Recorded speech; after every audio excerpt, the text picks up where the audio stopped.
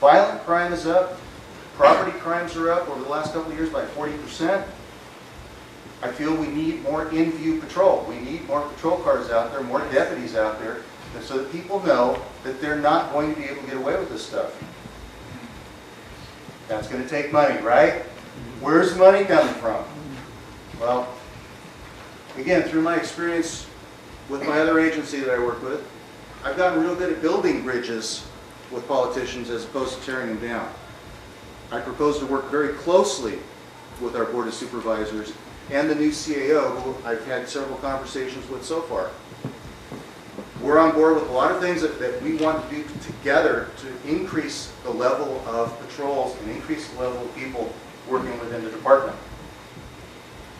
I have, as I mentioned, a lot of experience working with grants and external funding sources.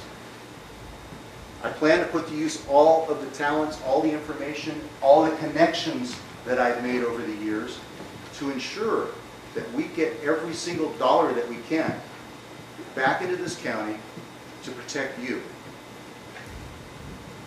Might even have to explore such a thing as a sales tax.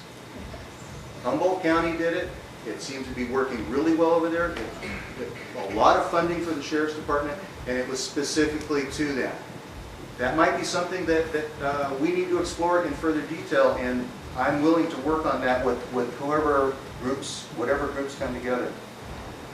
And the reason that I'm looking at, you got tax, or you might have some type of a special bond issue, or I'm not sure. I'm just kind of throwing things out there, but there's other alternative ways to pay for your safety.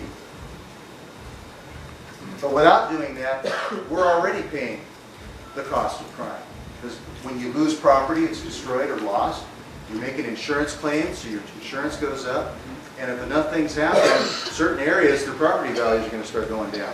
So we're all paying the price already, so maybe a couple more cents in that sales tax, if it goes directly to public safety, might not be a bad thing to look at. Those are some of the things that I have on tap to try and increase the number of personnel within the department. Resident deputies, huge thing. Everywhere I go around the county, response times are getting delayed. And the criminals know that. The criminal knows that if they break into a house in Coffee Creek, it's going to take the deputy from Hayfork 2 hours to get there. By then, they're long gone. We need to do a program and get more people into resident deputy positions. That comes along with more money. And you all play a part in getting more money. And how's that? You have to get to your Board of Supervisor, your supervisor in your district, and you have to continually tell them, we need more deputies.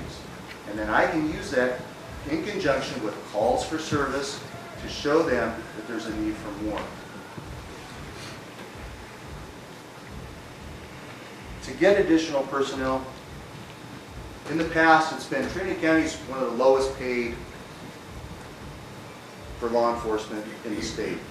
The last few years they've been able to bring that up to a more comparable level, and it's actually fairly comparable to some of the surrounding counties that we have. But my experience with recruitment, I can tell you as sheriff, I will be at the various colleges myself, manning a booth or a table, telling people that they need to at least start their career in Trinity County. They at least need to come here and get their foot in the door. I don't care, and I'll say this now, I don't care if they stay for 20 years, but let's get a body on the road, let's get them working, let's get them trained, and then we have the opportunity to convince them to stay here.